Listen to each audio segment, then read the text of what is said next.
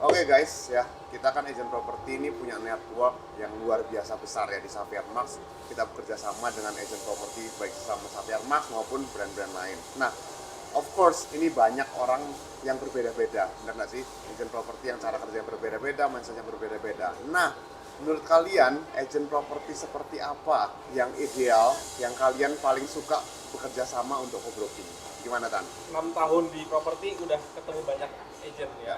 Dulu pun awalnya aku ngerasa aku bukan agent yang ideal. Ya. Dulu benar-benar slow respon dan pas lagi kuliah apalagi ya, telepon susah, terus nggak langsung call back. Jadi attitude-nya menurutku sering dulu dikomplain juga. Oke. Nah, jadi ini aku berangkat dari ya aku juga sering dikomplain dulu. You were there pokoknya. Ya. Dulu kamu seperti itu, oke. Nah, cuman yang ketika co-broking ada beberapa teman-teman agent yang aku enjoy ya untuk co-broking ya.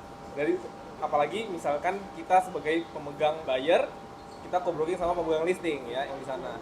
Nah, kebanyakan ya agent sekarang itu nggak mengerti listingnya mereka. Atau Ya. tidak punya product knowledge yang cukup terhadap listingan mereka, oke. Betul.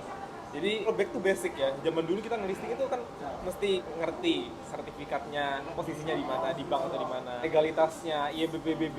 Jadi kita bisa tahu NJOP berapa. Kalau misalkan ditanyain mau lapor pajak berapa, kita bisa ngerti ya kan. Terus at least sudah bisa menceritakan lah rumah ini tuh alasan owner mau jual, terus apakah situasi penawarannya gimana ya kan. Nah, kebanyakan saya nggak temukan di agent-agent yang baru-baru sekarang ya, karena lomba-lomba nyari-nyari listing sebanyak mungkin. Cuman akhirnya nggak bener-bener digarap. Ketika ada bener-bener buyer, kita ada respon Yang serius apalagi yang ya. serius, nanya-nanya detail seperti itu, bilang belum nawar aja kok udah banyak tanya gitu loh. Padahal kita butuh informasi-informasi tersebut ya supaya kita bisa menjual, menjelaskan ya. Dan tipe-tipe klien kan ada yang pengen tanya detail dulu sebelum dia mau effort untuk datang ke lokasi ya kan. Nah, kita kan kadang-kadang kesulitan kalau partner agent kita nggak ngerti informasinya dengan jelas. Bahkan teman-teman ada loh yang nggak survei lokasi punya listing. Ya.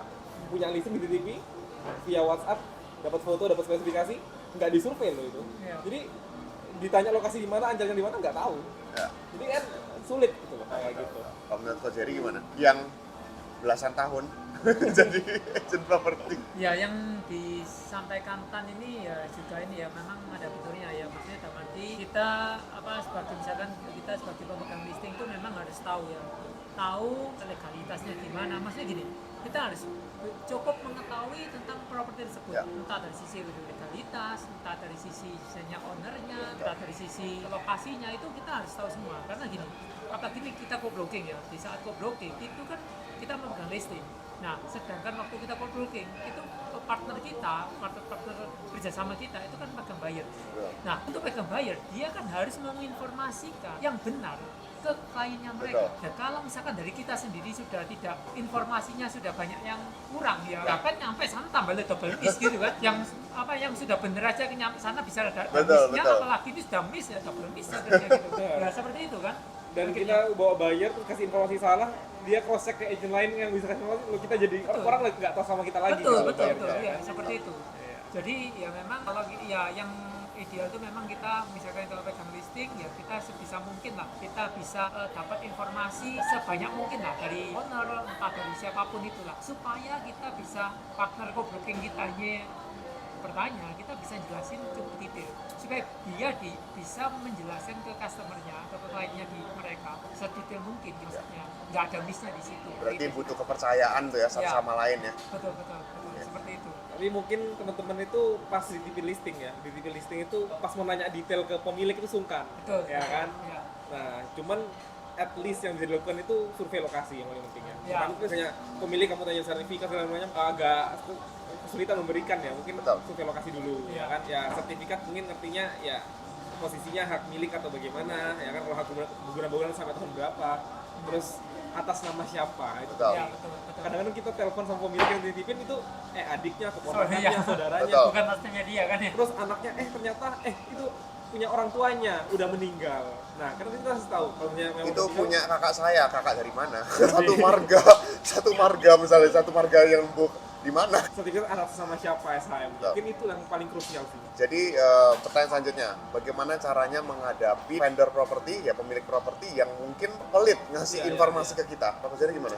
biasanya kalau sudah ditipin atau listing atau kita listing lah ya, kita waktu tanya, terus kemudian contoh tanya luasnya berapa, kadang itu vendor itu bilang gini 7 kali 15, tapi dia tidak memberikan luas di sertifikat. Ya. Nah kalau saya biasanya saya tanyain, oke 7 kali 15 ini yang di sertifikat tertera 105 atau kurang atau gimana, soalnya gini. Berarti ada double check ya? Iya double check, karena gini, karena jangan sampai, saya langsung bilang gitu, karena jangan sampai nanti waktu saya sampaikan ke klien, ya kan, terus salah. Contoh gini, 7 kali 15 bilangnya gitu kan, sebenarnya 105, ternyata di sertifikat 102. Nah emang banyak ya seperti Ya, itu gitu ya? kan, mungkin ada waktu pemotongan ada sedikit miring atau dan sebagainya, itu cukup banyak seperti itu. Nah, kalau semisal, kenapa kok saya perlu tanyakan hal tersebut? Itu karena saya langsung bilang gini, karena jangan sampai kita miss ke klien ya, ke buyer, itu salah. Ya. Kalau ketemu salah, yang kita sayangkan itu nanti jika sampai terjadi transaksi sudah deal, begitu dia lihat sertifikatnya bisa kan? Dan Kalau itu kan pernah terjadi ya, ini bukan ya, mengada-ngada betul, ya. dan itu sebenarnya cukup sering terjadi. Ya Tapi kan? kadang-kadang vendor juga, kan sudah saya ngomong 7 kali 15, 105 lah.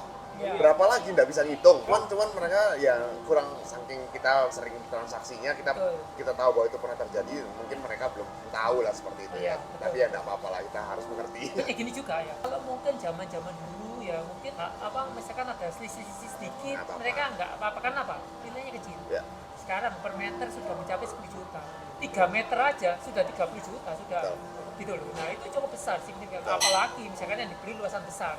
Waduh, perbedaannya sampai besar. Wah, di sini tambah. Itu yang menjadi ya banyak ya. Dalam arti mereka loh ngapain sudah naruh deal sekian terus kemudian ternyata luasannya kurang. Akhirnya mereka nanti Pembelinya mau kayak sesuaiin dengan Sesuai. ini, Akhirnya per mereka meternya. Nego negonya lagi di- ya kalau negonya menuju ke kesepakatan. betul. Ya kalau vendornya mau mengerti, kalau Betul. nggak mau mengerti ya cancel Ah, pasti. Kita jual beli itu sertifikatnya yang dijual Betul. belikan. Betul, ya, betul. Seperti Actually kertas ya yang Iya, kita betul. jual belikan kalau properti itu ya. Iya, misalkan luasnya kita 300 meter fisiknya, tapi sertifikatnya 280, ya dia 280, 280, iya. bukan jatuhnya 300 kan gitu. Ya seperti itu. Jadi itu yang maksudnya perlu diperhatikan dari itu.